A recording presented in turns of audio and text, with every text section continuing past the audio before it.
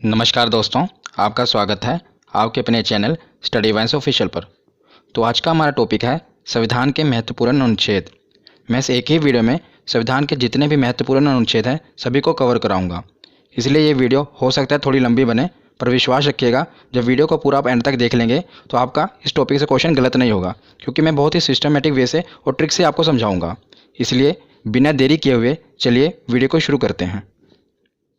चलिए वीडियो की शुरुआत करते हैं और हम समझना शुरू करते हैं संविधान के महत्वपूर्ण अनुच्छेद के बारे में।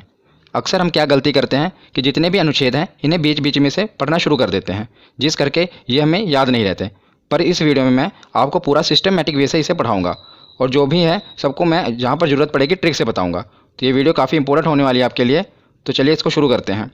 तो सबसे पहले हम जानते हैं कि संविधान में 22 भाग 395 अनुच्छेद और 12 अनुसूचियाँ हैं। ये पहले मैंने आपको बता दिया। इससे पहले मैंने इसकी 2 वीडियो अपलोड कर दी हैं पॉलिटी की। अगर आपने नहीं देखी तो उस वीडियो को भी जरूर देख लेना। तो इसमें कितने भाग हैं? 22 भाग 395 अनुच्छेद और 12 अनुसूचियाँ। हालांकि अब इसके अनुच्छेद बढ़कर 470 हो गए हैं, पर मूल रूप से ये 395 अनुच्छेद ही हैं। कैसे? क्योंकि 395A, 395B, 395C ऐसे करके ये जुड़कर लगभग 470 हो चुके हैं। पर हमें याद रखना है कि ये 22 भाग 395 अनुच्छेद और 12 अनुसूचियाँ ही हैं। अब हम इसकी शुरुआत करते हैं।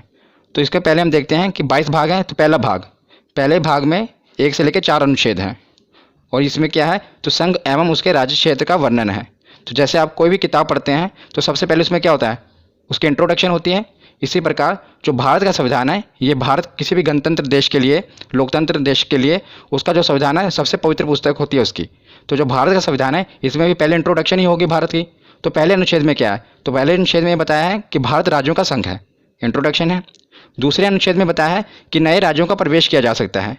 मतलब जो नए राज्य हैं अगर भारत में शामिल होना चाहते हैं तो अनुच्छेद 2 के तहत इसमें शामिल हो जाएंगे। जैसे कि सिक्किम को हमने भारत में शामिल किया था।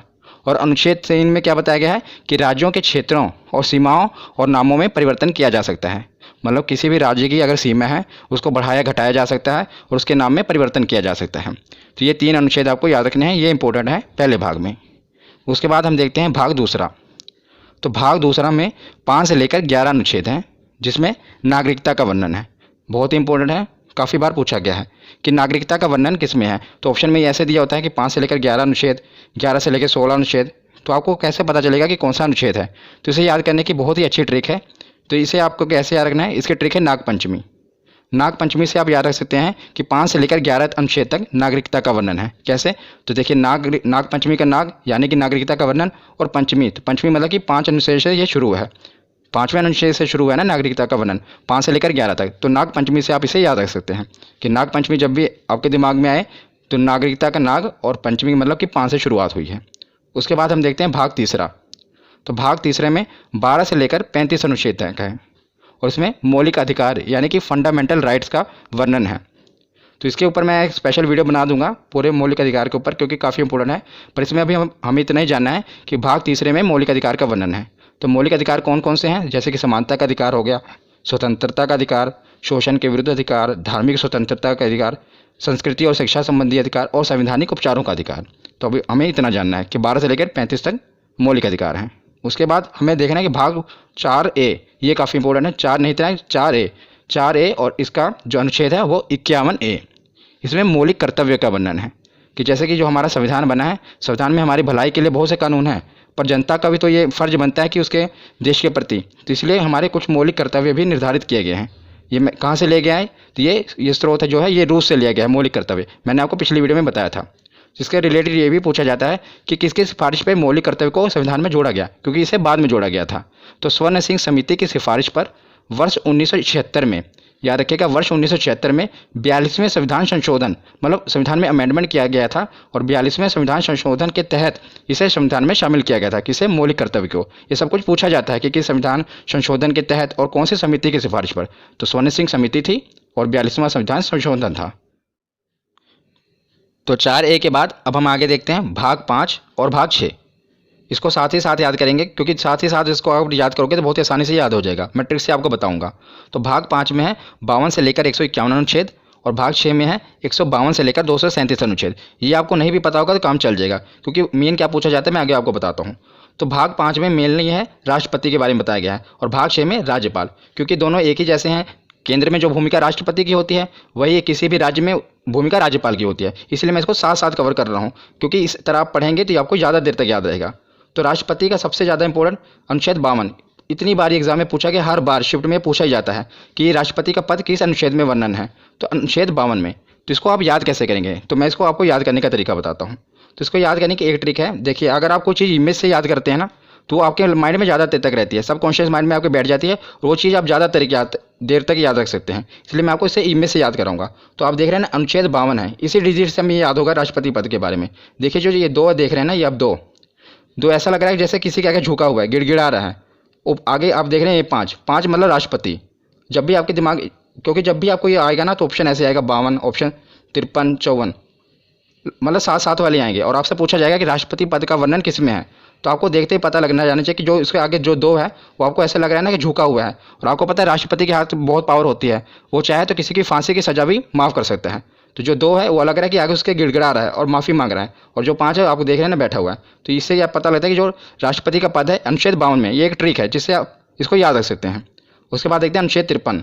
अनुच्छेद 53 में क्या है, राष्ट्रपति का पद है तो उसके पास शक्तियाँ भी होंगी और कार्य भी होंगे। तो अनुच्छेद 53 में शक्ति और कार्य का वर्णन है। उसके बाद देखते हैं अनुच्छेद 54 निर्वाचन। देखिए इसकी राइमिंग बैठी ना, 54 निर्वाचन। तो अनुच्छेद 54 में क्या है कि राष्ट्रपति का निर्वाचन कैसे किया जाना है ये उसमें बताया गया है। और उसके साथ हम देखते हैं राज्यपाल का। तो राज्यपाल का भी आप साथ ही में याद करिएगा, बस इसमें क्या करना है, +1 जोड़ना है। तो जैसे 52 है, 52 में क्या हुआ 53, जो आपने 1 जोड़ा वो उसके आगे लगा देना है, क्योंकि राष्ट्रपति और राज्यपाल साथ ही साथ चलते हैं। इसीलिए 52 है, 52 में 1 जोड़ देना, 53 के आगे आप 1 लगा देंगे। तो ये राज्यपाल का पद हो गया। और अनुच्छेद 53 में क्या था, शक्ति कार्य। तो इसका अनुच्छेद 154 में शक्ति कार्य, इसमें भी क्या करना है, 53 में 1 आपको जोड़ना है, 1 54 हो गया और वही 1 उसके आगे लगा देना है। उसके बाद इसमें 54 में निर्वाचन था, इसमें 55 में निर्वाचन है। 54 में आपको 1 जोड़ना है और वही 1 इसके आगे लगा देना है। तो इन तीनों से आप ये तीनों साथ साथ याद कर रहे हैं, देखा कितनी आसानी तरीके से। और ये सभी 6 के 6 पूछे जाते हैं। आप एक ट्रिक से सबको याद कर सकते हैं। बस आपको क्या करना है, जैसे आपको ये इमेज से याद रहेगा ना राष्ट्रपति पद के बारे में, तो आपको पता हो कि राष्ट्रपति का पद है 52 पे, तो आगे उसकी शक्ति है, उसके बाद निर्वाचन है। तो 52 में आपने 1 जोड़ा, कितना हुआ 53, जो आपने 1 जोड़ा वो उसके आगे लगा देना 153। तो उसमें राज्यपाल का पद है, उसके आगे उसके शक्ति कार्य हैं, उसका निर्वाचन है। इसे आप दोनों याद रख सकते हैं। उसके बाद हम राष्ट्रपति के आगे देखते हैं कि निर्वाचन तो हो गया, और राष्ट्रपति को हटाया कैसे जाएगा, क्योंकि यह तो लोकतंत्र है, मतलब यहाँ पर कोई भी सिक्योर नहीं है, हर आदमी के पीछे कोई ना कोई बैठा है उसको हटाने के लिए। तो अब इसमें देखते हैं अनुच्छेद 61, ये भी काफ़ी बार पूछा गया है, महाभियोग। तो महाभियोग, इसके द्वारा राष्ट्रपति को उसके पद से हटाया जा सकता है, महाभियोग के द्वारा। महाभियोग के बारे में मैं आपको और भी बताता हूँ कि महाभियोग किसी भी सदन में लाया जा सकता है, चाहे राज्यसभा हो या लोकसभा हो। और महाभियोग लाने से 14 दिन पहले राष्ट्रपति को सूचित करना पड़ता है। मतलब जब भी महाभियोग लाना है उसे 14 दिन पहले राष्ट्रपति को यह सूचित करना पड़ता है कि भाई साहब आप पे महाभियोग लगने वाला है। तो अनुच्छेद 61 के बाद अब हम देखते हैं अनुच्छेद 72। ये भी काफ़ी बार पूछा गया है, क्षमादान। मैंने आपको बताया ना कि राष्ट्रपति के पास ये पावर होती है कि वो किसी को भी क्षमा कर सकता है। तो इसको भी आप कैसे याद करेंगे, बस दो से आपको बस यही इमेज आनी चाहिए कि जो 2 है वो झुका हुआ है और गिड़गिड़ा रहा है।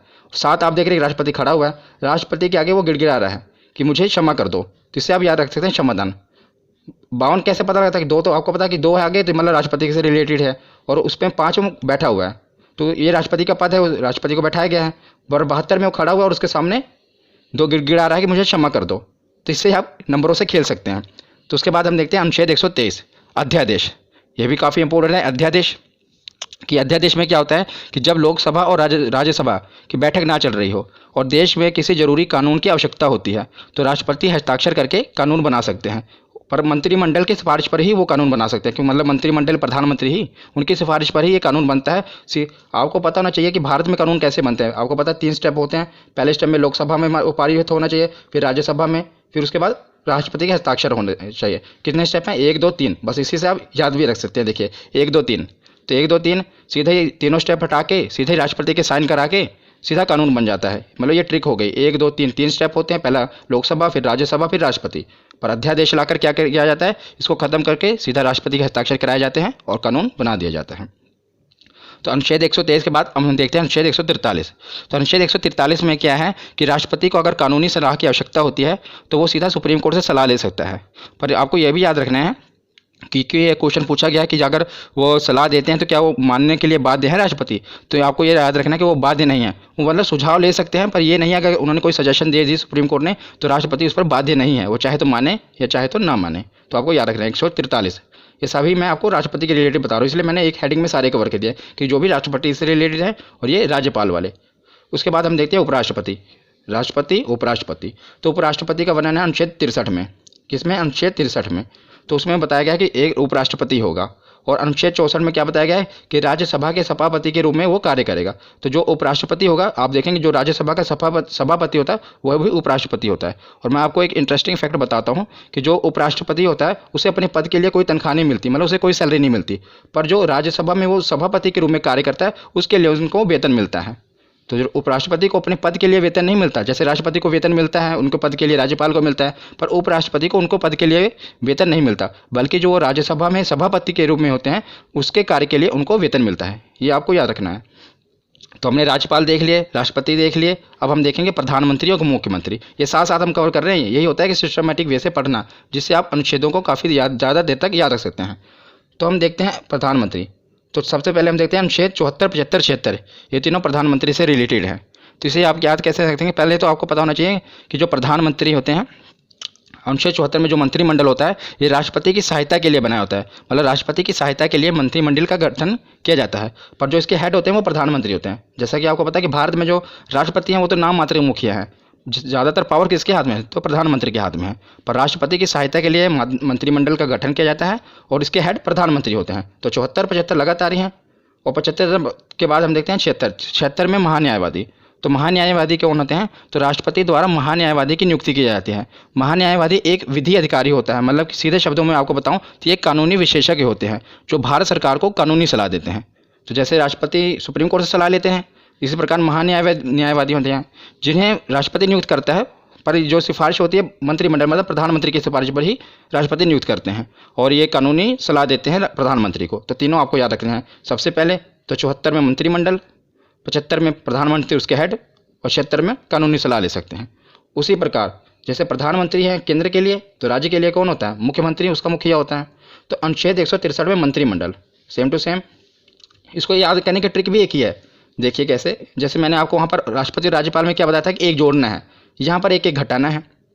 जैसे 74 है, क्योंकि जो अगर आपको देखा जाए प्रधानमंत्री की पोस्ट बड़ी है, मुख्यमंत्री एक स्टेप उससे नीचे ही है। आपको याद करने के लिए बता रहा हूँ, ऐसे नीचे है ना, एक स्टेप नीचे, तो बस आपको एक स्टेप नीचे घटा देना है। जैसे 74 मंत्रिमंडल है, आपको दोनों में एक एक घटा देना है। 4 में से गया 3, 7, 1, 6, और जो एक घटा है आपको एक आगे लगा देना है, 163 आ गया।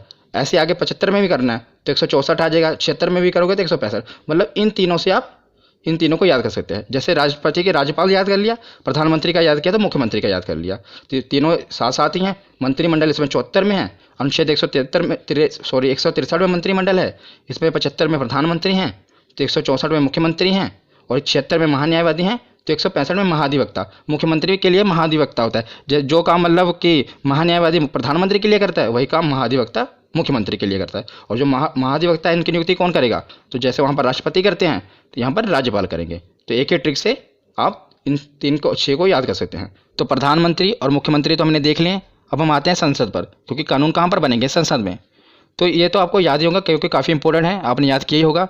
संसद का जो वर्णन है अनुच्छेद 79 में है, 79, और उसके बाद 80 और 81 लगातार ही है, राज्यसभा और लोकसभा। तो कई बार क्या होता है हम इनके क्रम में मिस्टेक कर देते हैं, कई बार हम भूल जाते हैं कि 80 में लोकसभा आएगा या राज्यसभा आएगा। तो इसे याद करना बहुत ही सरल है और इसकी ट्रिक भी सरल है। सा से पहले संसद आएगा, रा से राज्यसभा, ला से लोकसभा, सरल। तो आप इसके क्रम को याद रख सकते हैं, पहले संसद आएगा, फिर राज्यसभा आएगा, फिर लोकसभा आएगा। ये तो केंद्र के लिए होगा। उसी प्रकार राज्य में भी है। तो जैसे केंद्र में बोला संसद है, उसी प्रकार राज्य में है विधानमंडल। मतलब राज्य में कोई कानून बनाना होता है तो विधानमंडल के तहत बनता है।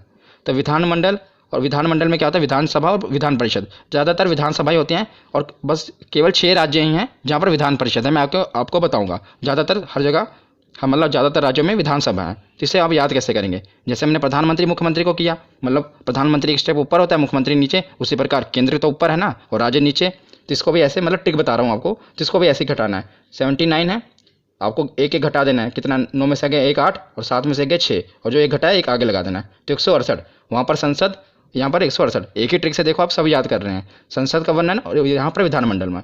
उसके बाद हम देखते हैं लोकसभा। तो लोकसभा 81 है, 81 में भी आपको 11 घटा देना है। 1 में गए 0, 8 में से गए 7, और आगे एक जो घटा है लगा देना है 170। तो वहाँ पर लोकसभा और यहाँ पर विधानसभा, इसको भी आप याद कर सकते हैं। तो विधानसभा के बाद ये है विधान परिषद। ये मतलब हर जगह नहीं है, सिर्फ केवल 6 राज्यों में है। तो 6 राज्यों में है। ये भी कई बार पूछ लिया जाता है कि बताओ कि विधान परिषद किन किन राज्यों में है। तो इसकी भी एक ट्रिक है, इसकी ट्रिक है टीबी, जुकाम। क्या? टीबी और जुकाम। इससे आप याद रख सकते हैं कि कहाँ कहाँ पर विधान परिषद है। टी से जैसे हो गया तेलंगाना, बी से हो गया बिहार, तेलंगाना और बिहार। जैसे जम्मू कश्मीर, तो ये जम्मू कश्मीर पहले था, लेकिन अब जब से ये केंद्र शासित प्रदेश बन गया है तो यहाँ पर विधान परिषद खत्म कर दी गई है। और ये पूछा जाता है कि किस राज्य में विधान परिषद खत्म कर दिया गया है, तो याद रखिएगा अब तो केंद्र शासित बन गया ना, तो जम्मू कश्मीर में। तो ये आप ट्रिक है, इसलिए मैंने आपको पूरा बता दिया, पर आपको ये भी याद होना चाहिए कि जे अब खत्म हो चुका है। यू से उत्तर प्रदेश, के से कर्नाटक, ए से आंध्र प्रदेश और एम से महाराष्ट्र। आंध्र प्रदेश भी अब जो है अपनी विधानसभा में उसने ये प्रस्ताव पारित किया है कि हमारे यहाँ विधान परिषद को खत्म कर दिया जाए, पर अभी वर्तमान में खत्म नहीं हुई है। तो कि 6 राज्यों में अभी भी है, पहले तेलंगाना, बी से बिहार, जम्मू कश्मीर खत्म हो गया, तो 1 2, यू से उत्तर प्रदेश 3, के से कर्नाटक 4, ए से आंध्र प्रदेश 5 और एम से महाराष्ट्र 6। तो मैंने आपको विधान परिषद भी बता दिए क्योंकि ये भी पूछे जाते हैं। तो हमने संसद को भी कवर कर लिया ट्रिक से, और विधानमंडल, विधानसभा और विधान परिषद को भी कवर कर लिया। तो संसद के कुछ और भी अनुच्छेद हैं जो पूछे जाते हैं, मैंने साथ ही कवर कर दिए, उसे भी देख लेते हैं। तो हम आते हैं अनुच्छेद 100 पे। कई बार पूछा गया अनुच्छेद 100 में किसका वर्णन है? निर्णायक मत। निर्णायक मत क्या होता है कि मतलब कि अगर यदि लोकसभा में किसी मुद्दे पर वोटिंग हो रही है और जो वोटिंग है वो बराबर हो जाए, यानी कि निर्णय ना हो पा रहा हो, तो उस समय क्या होता है कि अध्यक्ष महोदय अपना निर्णायक मत देंगे। तो अध्यक्ष महोदय जिस पे अपना मत दे देंगे उसे ही पारित कर लिया जाएगा। मान लीजिए कि वो हाँ के पक्ष में अपनी वोट दे रहे हैं तो कानून को पारित कर दिया जाएगा, ना के पक्ष में अपनी वोट दे रहे हैं तो कानून को पारित नहीं किया जाएगा। मतलब जबकि इसको याद रखना भी आसान है। देखिए 100 है ना, मतलब जब भी 50-50 बात आ जाए कि ना कानून का निर्णय ना हो पा रहा, 50-50 बात आ जाए, 50-50 होते हैं, तो एक वोट जो वहाँ पर अध्यक्ष महोदय हैं उनका निर्णायक मत माना जाएगा। तो अनुच्छेद 100 में निर्णायक मत का वर्णन है। 100 के बाद देखते हैं अनुच्छेद 108। तो अनुच्छेद 108 में संयुक्त अधिवेशन कब बुलाया जाता है मैं आपको बताता हूँ। मान लीजिए लोकसभा में कोई चीज़ पे बिल पर बहस चल रही है और कोई निर्णय नहीं लिया जा पा रहा है, तो क्या किया जाता है कि लोकसभा में बिल अटका पड़ा है और राज्यसभा में भी अभी पहुंचा नहीं, तो लोकसभा और राज्यसभा के दोनों की संयुक्त अधिवेशन बुलाया जाता है। ये राष्ट्रपति बुलाते हैं जब वो बहुत ही मतलब जरूरी हो कानून बनाना, तो लोकसभा और राज्यसभा दोनों को बुलाया जाता है, इसलिए संयुक्त अधिवेशन किसमें है? 108 में। उसके बाद देखते हैं अनुच्छेद 110 और अनुच्छेद 117 दोनों आपको याद रखने हैं। 110 में धन अधिवेशन और 117 में वित्त विधेयक। इसको धन विधेयक भी कहते हैं, धन विधेयक और वित्त विधेयक।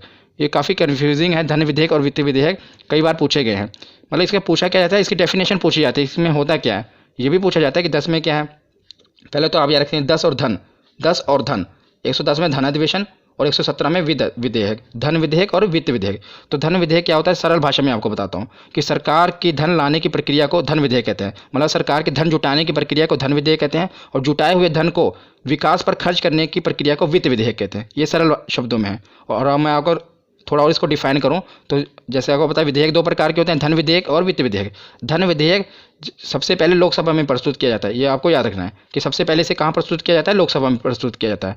और धन विधेयक होता क्या है, जब सरकार को टैक्स से रिलेटेड कोई बिल लाना है, मतलब टैक्स घटाना है बढ़ाना है, तो उसे धन विधेयक कहेंगे। और सरकार को बोरोइंग यानी कि कर्ज लेना है, तो जो बिल होगा, जो कर्ज लेने के लिए जो बिल पेश किया जाएगा उसे धन विधेयक कहेंगे। मतलब धन जुटाना ही है ना, बोरोइंग करना, कर्ज लेना है।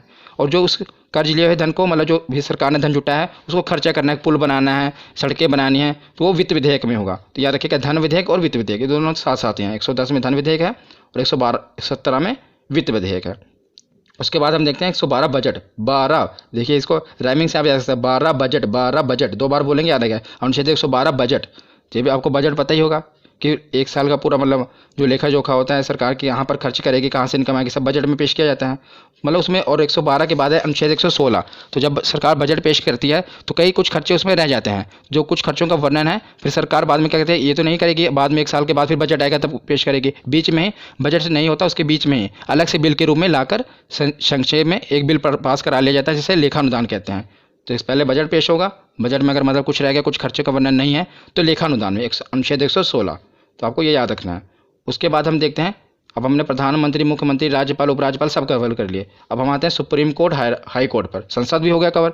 इस प्रकार आपको पढ़ते जाना क्रम वाइज, इससे आपको याद रहेंगे। अब सुप्रीम कोर्ट और हाई कोर्ट को देखते हैं।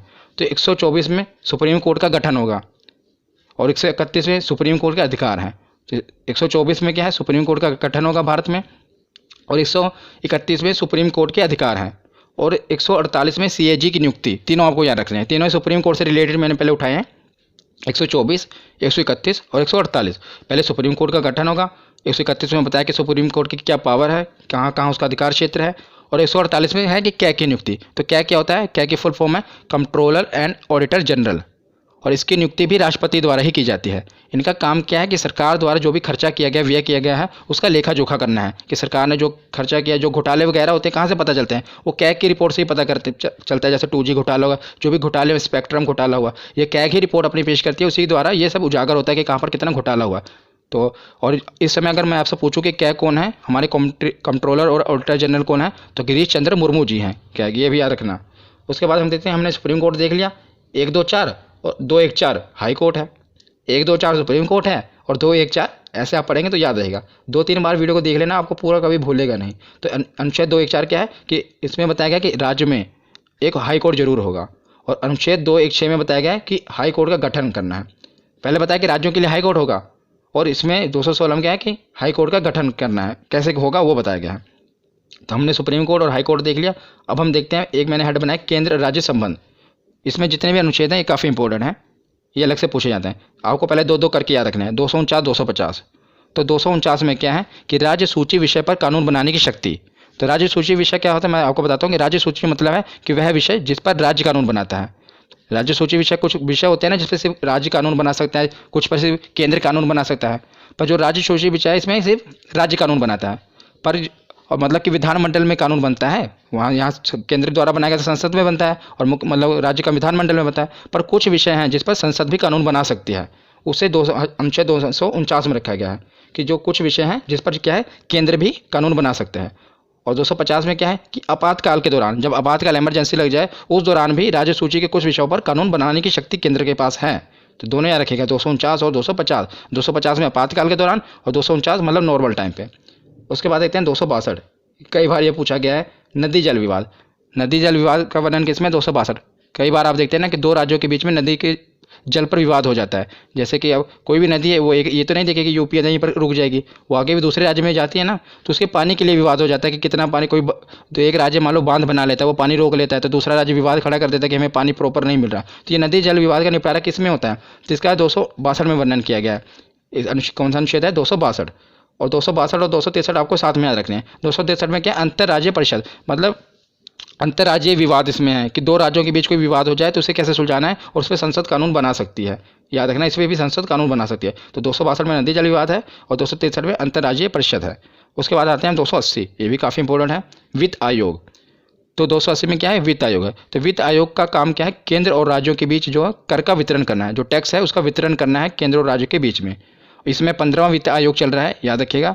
और जो 15वें वित्त आयोग है, इसके अध्यक्ष कौन है, तो इसके अध्यक्ष हैं NK सिंह। इंपॉर्टेंट है, याद रखिएगा। जो वित्त आयोग है इसके अध्यक्ष कौन है, तो NK सिंह है, और 15वां वित्त आयोग है। उसके बाद हम चलते हैं 312। तो 312 अनुच्छेद में क्या है, आर्टिकल में अखिल भारतीय सेवा। अखिल भारतीय सेवा का दिन क्या क्या आता है, आपको पता होगा, 3 चीज़ें आते हैं, एक IAS, एक IPS और एक IAFS। और ज़्यादा जोर देना IAFS पे, क्योंकि यहीं पर आपसे गलती होगी। क्या गलती होगी, क्वेश्चन ये आया था कि अखिल भारतीय सेवा में निम्नलिखित कौन सी सेवाएं आती हैं। तो आपको 4 ऑप्शन दिए हैं, एक IAS, एक IPS, एक IAFS, और IAFS 2 बार दिया होगा, मतलब फुल फॉर्म दी होगी। एक IAFS की फुल फॉर्म होती है इंडियन फॉरेस्ट सर्विस, और एक होती है इंडियन फॉरेन सर्विस। तो याद रखिएगा, जो ये वाला IAFS है उसमें है इंडियन फॉरेस्ट सर्विस, कौन सा, वन विभाग वाला। तो यह बहुत इंपॉर्टेंट है, क्वेश्चन भी पूछा गया, इसलिए मैं आपको बता रहा हूँ कि जो अखिल भारतीय सेवा में ये जो IAFS आ रहा है, ये इंडियन फॉरेस्ट सर्विस वाला है, ना कि फॉरेन सर्विस वाला, ये आप याद रखिएगा। उसके बाद आते हैं 315। तो संघ एवं राज्य के लिए लोक सेवा आयोग, मतलब कि जो UPSC के एग्जाम होते हैं, आपको पता नहीं UPSC का वर्णन किस में है, 315 में। राज्य संघ के लिए मतलब केंद्र के लिए, और राज्य के लिए PCS, कई राज्यों में इसका PSC भी कहा जाता है और PCS। तो इसका वर्णन कहाँ पर है, अनुच्छेद 315 में। 312 में अखिल भारतीय सेवा, जिसमें 3 सेवाएं आती हैं, और 315 में UPSC का। तो केंद्र और राज्य के बाद अब हम आते हैं, हमने संसद भी देख लिया, प्रधानमंत्री, मुख्यमंत्री सब कुछ हो गए। अब आते हैं निर्वाचन में, मतलब चुनाव भी तो होने जरूरी है, तभी तो सब चुने जाएंगे। तो निर्वाचन आयोग, तो अनुच्छेद 324 के तहत निर्वाचन आयोग का गठन किया गया, इलेक्शन कमीशन का, किसके तहत, 324। तो उसके बाद आते हैं राजभाषा, और अनुच्छेद 343 के तहत हिंदी हमारी राज्य भाषा है। याद रखिएगा, राज्य भाषा कहा है मैंने, राष्ट्रभाषा नहीं। अनुच्छेद 343 के तहत हिंदी जो हमारी है राजभाषा है। और कौन सी लिपि, तो देवनागरी लिपि है। उसके बाद ये है सबसे मोस्ट इंपॉर्टेंट, आपातकाल। हर बार पूछे जाते हैं एग्जाम में, और तीनों याद करने भी बहुत ही सरल हैं। 352, उसमें 4 जोड़ा 356, उसमें 4 जोड़ा 360, 52 4 56 4 60। तो 352 में क्या है, राष्ट्रीय आपातकाल। तो 352 में क्या है, राष्ट्रीय आपातकाल। जब देश में राष्ट्रीय आपातकाल कब लगता है, जब देश में दूसरे देश से युद्ध हो जाए और या कोई आंतरिक विद्रोह हो जाए, पूरे अपने भारत में देश में आंतरिक विद्रोह बड़े पैमाने पर हो जाए, तब राष्ट्रीय आपातकाल लगा दिया जाता है। इंदिरा गांधी के समय भी लगा था, इमरजेंसी लगी थी ना। तो जब देश में दूसरे देश से या तो युद्ध हो रहा हो, जैसे चाइना के साथ युद्ध हो, उस समय इमरजेंसी लगी थी, या पूरा आंतरिक विद्रोह हो गया हो बड़े पैमाने पर, तब राष्ट्रीय आपातकाल लगता है। और 352 के बाद 356 में क्या है, राष्ट्रपति शासन। जब किसी राज्य की मतलब संसदीय व्यवस्था पूरी तरह खत्म हो जाए तो वहाँ पर राष्ट्रपति शासन लग जाता है। और किसी राज्य की सरकार भी गिर जाए और जब तक चुनाव ना, तब भी आपको पता है राष्ट्रपति शासन लगा दिया जाता है। तो 52 में राष्ट्रीय आपातकाल पूरे भारत में, और 56 में राष्ट्रपति शासन। और 56 के बाद आता है 360, वित्तीय आपातकाल। तो वित्तीय आपातकाल क्या है, जब देश की इकोनॉमिकल कंडीशन, आर्थिक जो व्यवस्था है बहुत ख़राब हो जाए, तब वित्तीय आपातकाल लग जाता है। पर याद रखिएगा, अभी तक भारत में एक बार भी वित्तीय आपातकाल नहीं लगा है। तो आपसे एक क्वेश्चन पूछा जा सकता है कि बताइए कि निम्नलिखित में से कौन सा आपातकाल अभी तक नहीं लगा है। तो याद रखिएगा 360 में जो है वित्तीय आपातकाल भारत में अभी तक नहीं लगा है। राष्ट्रपति शासन तो बहुत बार लग चुका है और राष्ट्रीय आपातकाल भी लग चुका है, लेकिन अभी तक वित्तीय आपातकाल नहीं लगा है। उसके बाद हम सकते हैं कि संविधान तो बन गया, लेकिन संविधान में संशोधन भी होना जरूरी है कि नए, अगर मान लो कोई बदलाव करना है, वो भी तो जरूरी है। और मैंने पिछली वीडियो में जो संविधान के स्रोत हैं, मतलब कहाँ कहाँ से संविधान लिया गया है, पूरा स्पेशल आपको ये बताया कि जो संविधान का संशोधन है कहाँ से लिया गया था, आपको याद होगा। तो अगर आपने पिछली वीडियो देखी होगी तो साउथ अफ्रीका से लिया गया था कि संविधान में संशोधन किया जाना है। तो आपने अगर वो वीडियो नहीं देखी तो देख लेना। तो अनुच्छेद 368 में है कि संविधान में संशोधन किया जा सकता है। इसका वर्णन किस में है, अनुच्छेद 368, 326 628 368 में। अब कुछ लास्ट बच्चे हैं, अन्य महत्वपूर्ण है, इससे भी हम पढ़ लेते हैं क्योंकि बाकी सब हेड के अंदर थे। मैंने राष्ट्रपति के अंदर कुछ था, कुछ मुख्यमंत्री के, ये कुछ बचे हुए थे और ये पूछे गए, इसलिए मैंने इसे अलग से कवर कर लिया। बस लास्ट ही है। तो अनुच्छेद 17 में है अस्पृश्यता का अंत, मतलब कि छुआछूत का अंत। ये किसमें है, अनुच्छेद 17 में, आर्टिकल 17। उसके बाद आता है अनुच्छेद 29। तो 29 में क्या है, अल्पसंख्यक हितों का संरक्षण। काफ़ी बार पूछा गया है कि प्रोटेक्शन ऑफ माइनॉरिटी, अल्पसंख्यक हितों का संरक्षण किसमें है, तो अनुच्छेद 29 में है। तो इसे आप कैसे याद रख सकते हैं, बस उन्हीं नंबरों से खेलिए। 29 धोगी में तो मैंने आपके दिमाग में फिट कर दी, क्या है कि आदमी गिड़गिड़ा रहा है, झुका हुआ है। देखिए, जब तक अल्पसंख्यक थे पहले उनके लिए कोई कानून नहीं था, बेचारे झुके हुए थे। तो जैसे उनके लिए कानून आया वो खड़े हो गए थे। नो क्या बता रहा है आपको कि वो पूरा एकदम सीना तान के खड़ा है, पहले गिड़गिड़ा रहे थे। तो ये इससे मतलब अनुच्छेद जो 29 है अल्पसंख्यक के हितों का संरक्षण करने के लिए है। नंबर से आप खेलिए, इससे आपको याद रहेगा। 29 के बाद देखते हैं अनुच्छेद 40। 40 में क्या है कि पंचायत राज प्रणाली, इसका वर्णन अनुच्छेद 40 में है। अब लास्ट में देखते हैं अनुच्छेद 32, मोस्ट इंपॉर्टेंट है।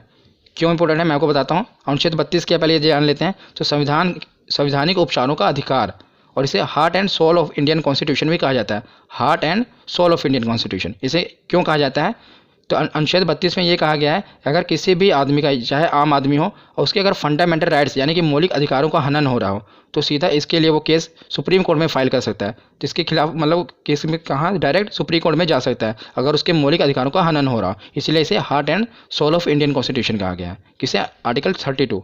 तो ये वीडियो आज यहीं पर ख़त्म होती है। कैसी लगी आपको ये वीडियो, कमेंट सेक्शन में ज़रूर बताना। धन्यवाद।